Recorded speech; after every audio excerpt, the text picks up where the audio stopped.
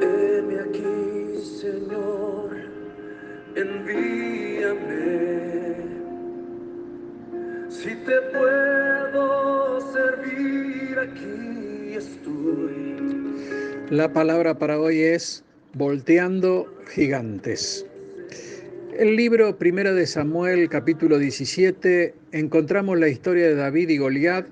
Él mismo nos enseña acerca de la fe y la guerra espiritual, la lucha entre el bien y el mal en su máxima expresión.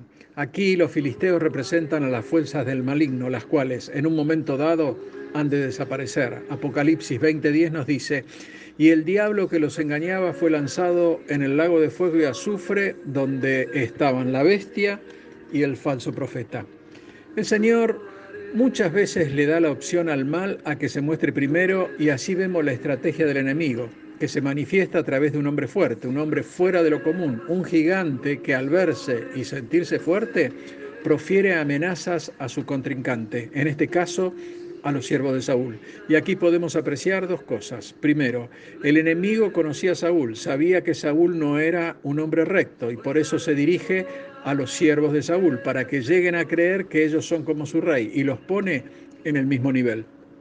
Y segundo, Goliat se ve a sí mismo tan fuerte que se pone como ejemplo y representante de los filisteos en contra de Israel. Él contra todos. Así el enemigo quiere intimidarnos, y nosotros debemos saber que la intimidación es una de las armas del enemigo. Luego de esto, Goliat reta a un solo hombre a la vez. Esta es la táctica del diablo: culpa, intimida y menosprecia. Él sabía de antemano que no había en Israel un hombre como él físicamente. Las propuestas del enemigo siempre son engañosas y quiere conseguir ventajas precisamente a través del engaño. Y si llegamos a creerle, estaremos mal. Es por eso que al diablo hay que resistirlo. En Santiago 4:7 nos dice: someteos pues a Dios, resistid al diablo y huirá de vosotros. Aquí vemos a un solo hombre desafiando a toda una nación, y nosotros debemos saber que jamás debemos aceptar ese desafío, el desafío de parte del enemigo. El problema está cuando oímos la voz equivocada. En el versículo 11 dice: oyendo Saúl. Saúl oyó, es decir, prestó atención y le creyó a Goliat. Cuando el responsable espiritual le cree al enemigo, estamos en problemas, porque detrás de Saúl, que era el rey, todo Israel también oyó y creyó al enemigo. Y la consecuencia de esto es que hay turbación, miedo, desasosiego, desconfianza, duda, desorientación.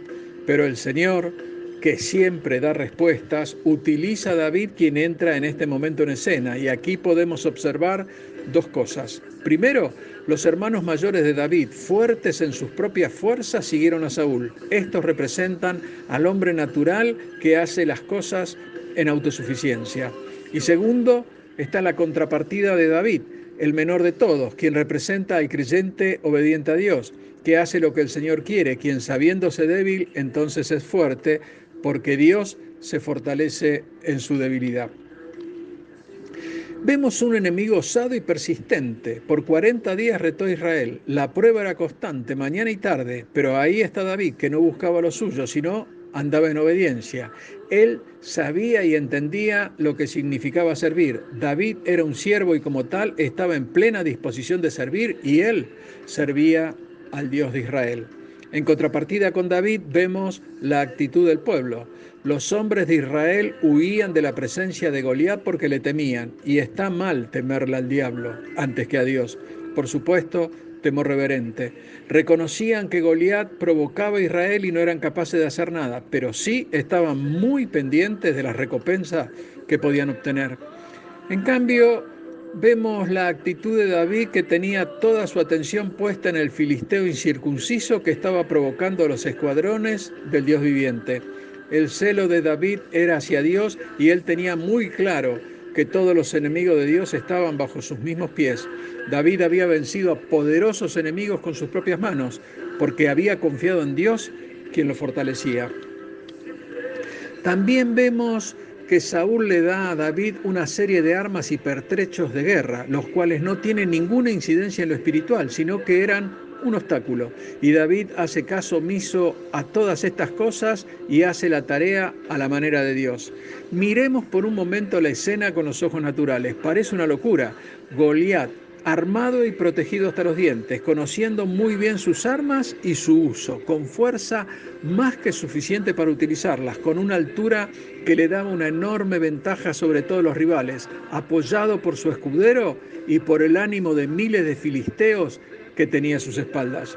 Y enfrente David, joven, sin armas convencionales, sin escudo, sin casco, solo y sin apoyo, simplemente un pastor de ovejas. Pero eso sí, con David estaba el Dios Todopoderoso, el Shaddai, que quiere decir el Dios de poderío, nutrición, liberalidad y bendición. Naturalmente, Goliat podía ver que sus ojos naturales le permitían solo ver esto, y tanto fue así que se ofendió, ya que su contrincante era un jovencito imberbe como David. Pero David conocía a su Dios y, haciendo caso omiso de Goliat, profetizó lo que iba a ocurrir. La batalla es del Señor y no se libra con armas físicas, sino con armas espirituales. Vemos que no es con fuerza y con poder, sino con el Espíritu Santo. Jamás esa piedra podría haber sido lanzada de forma tan precisa que traspasara el casco de Goliat y se clavara en su frente.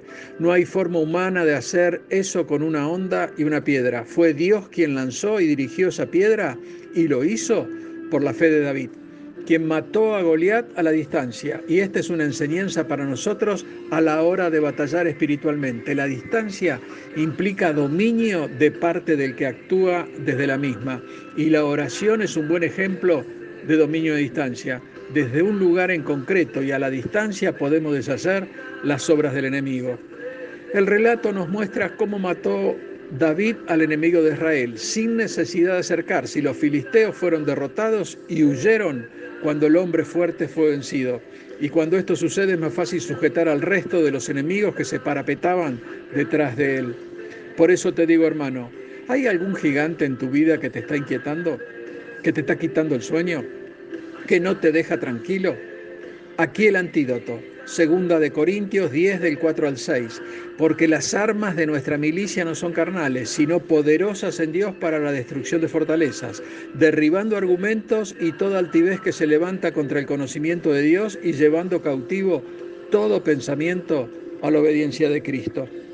Y para que esto suceda, Dios utiliza personas como David, que realizan proezas que solo los que son como él pueden hacer. Y el Señor nos insta hoy mismo, a ser como David, y que conozcamos su palabra, ya que la misma es la única defensa que tenemos contra el enemigo, que constantemente nos susurra al oído medias verdades y medias mentiras. Y te aseguro que si conoces su palabra y la pones por obra, la victoria estará asegurada. Dios te bendice. Amén.